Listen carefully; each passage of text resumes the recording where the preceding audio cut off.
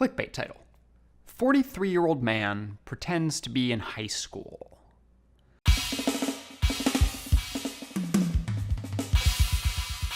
Hello everyone, and welcome to the Week I Review. My name is kubas-meyer, and today I want to talk about a band, another band that they're currently touring with, the tour that they're on together, and the way that all of that comes across to a newcomer. But it's really about that first band, Dashboard Confessional. Dashy Confesh, as I assume the cool kids call them, is currently touring their first album in 9 years with All Time Low on the so-called Summer Ever After tour, which stopped by New York last Sunday night at the Rooftop on Pier 17, an outdoor venue at the top of a former mall wrecked by Hurricane Sandy that has genuinely the nicest bathrooms of any concert venue I've ever been to in my entire life. Unlike several hundred other people, I read the list of restricted items, so I knew not to bring an umbrella even though it was a little rainy. There was an enormous pile of them next to the security desk by the time I got there, at which point I was ushered through before I could stop to take a picture. I also couldn't bring the camera that I'm shooting this video on because cameras with lenses longer than 2.5 inches are forbidden unless you have special access. And while this particular one is actually closer to 2.3 inches, I wasn't about to get into a lens measuring contest with venue security. Also, I can't use any footage for commercial purposes. Since this isn't monetized, I don't know if this counts as commercial, but to be safe, I'll be stripping the audio from the handful of video clips I took with my Samsung Galaxy S8 smartphone, 3.5 Wi-Fi bars. Even if the quality isn't great, I think it's worth showing, if only to give a sense of the very cool venue. Look. I made a Spotify playlist 15 months ago called Developing Intensity (2004 to 2009), which I will link to in the description below. It charts the course of my musical taste over that time. I was always more into modern rock than the classic stuff, and it got heavier and heavier as the years went by. By the early 2010s, the words in much of the music I listened to were growled rather than sung. But that meant that by the time All Time Low was picking up steam, I was already outside of their sphere of influence. In fact, I hadn't even heard of them until their song Backseat Serenade showed up on a Spotify radio station one day. After Missing You followed, I was hooked. And when I met my girlfriend Danielle not long after, her love of the band cemented my own affection for both, I guess. Dashcon, on the other hand, I'd always been vaguely aware of. They were formed in the first decade of my life, but I'd also literally never listened to them until last weekend. And I'm all emo about it that it took so long, because they're really good. Frontman Chris Carrabba has an excellent voice, and the musicianship is solid throughout. They have great stuff on every album, up to and including their latest release, Crooked Shadows. But the act of first discovering and seeing them perform in 2018 is kind of fascinating. Now, they've been around for a very long time, so it makes sense that Carrabba would be in his early 40s, 43 to be precise. But that knowledge makes the concert a little strange.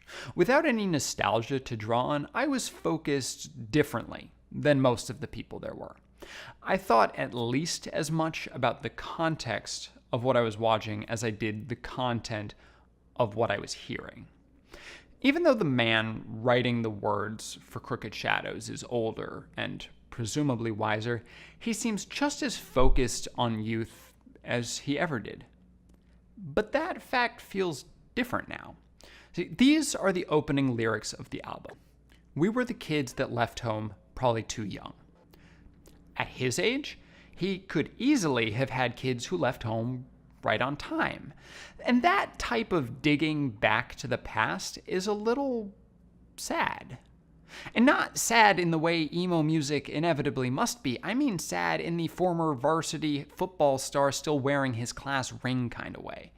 Here's a 43-year-old man who stood on the stage and talked about having recently graduated from high school and then correcting himself by getting younger. He's going back in just a few weeks, he told the crowd. And sure, he's joking, but the dude hasn't been in high school since before at least half and probably much more of the people in the crowd were born. It's weird.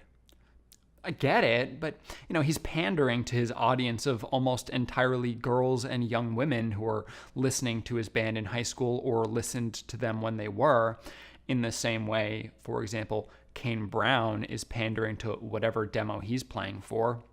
I mean, have you heard him on the alternate version of Camila Cabello's Never Be the Same? I mean, I'm still not convinced that that's the same guy who sang What Ifs. I like both of those songs, actually, though, but he's faking it for at least one of those audiences and probably both.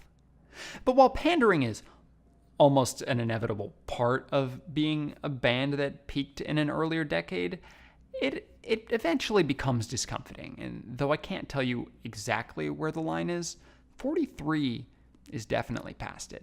Also, I'm lying. The line is the day you graduate from college. Deco seems determined to stay forever relevant to that demographic too, as evidenced by the featured artists on Crooked Shadows. Chrissy Costanza, singer of Under the Current and person I hadn't thought of since I got really into watching Alex Goot YouTube music covers like 5 years ago, appears on the final track, my favorite of the bunch. A quick checkup on where her band's at shows that her voice has changed a lot in the intervening years. Kind of interesting, that. Dancing violinist YouTube sensation Lindsey Sterling is also there, which makes me think I shouldn't even use the word features.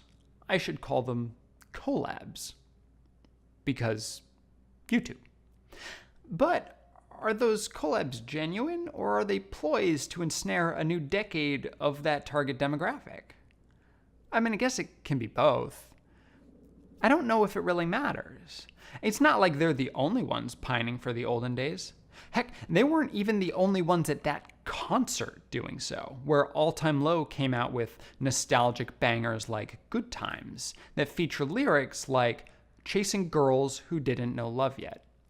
One that Can Only Hope is a reference to a time around their formation back when they were also young enough to not really know love yet, because at some point that went from sweetly naive to actually a crime.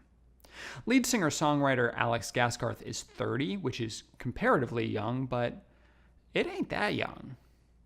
On a personal note, there's a benefit to having similar music tastes to this particular demographic because 99.6% of women in it are shorter than me, resulting in excellent sightlines for the whole concert, so long as they don't bring their often distressingly tall boyfriends. I tweeted something about this just over 4 years ago after an Our Last Night concert. Still true. This footage was taken at my eye level. I'm not the type to hold my phone above my head to block anyone else's view more than I already do.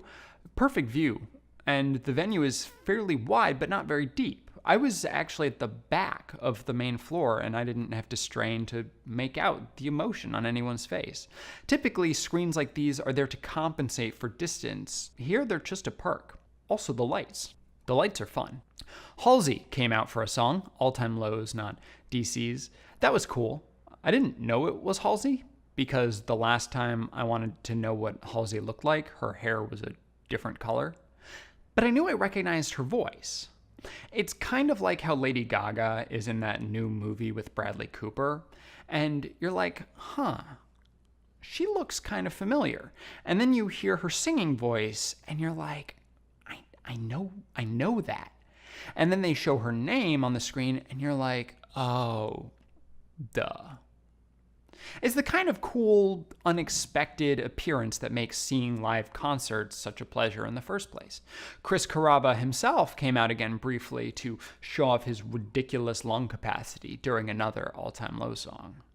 I liked that. I mean, look, As odd and slightly uncomfortable as it is to hear a very grown adult pretend to be a high schooler, I'm totally on board for their music. Even not having a history with it, I can't help but get caught up in the feelings that it very honestly does portray. Plus, they put on a great show. 8.1 out of 10.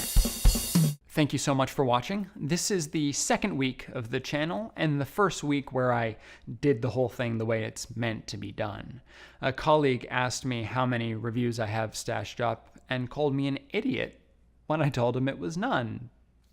But it's true, which is kind of exciting and a little bit frightening. I am unsurprised that my Death of Movie Pass reviews have been by far the most popular, and I expect that there will be some pretty drastic fluctuations over time with the, wide variety of topics I cover. But if you'd like to join me on this adventure throughout, there's a button down below that'll let you do that, next to a couple of thumbs that will let me know that you are into pressing buttons, I guess. If you want to talk to me about this or any other thing, you can do so on Twitter or in the comments below. As you can probably tell, I'm a big fan of talking. I hope to see you next week.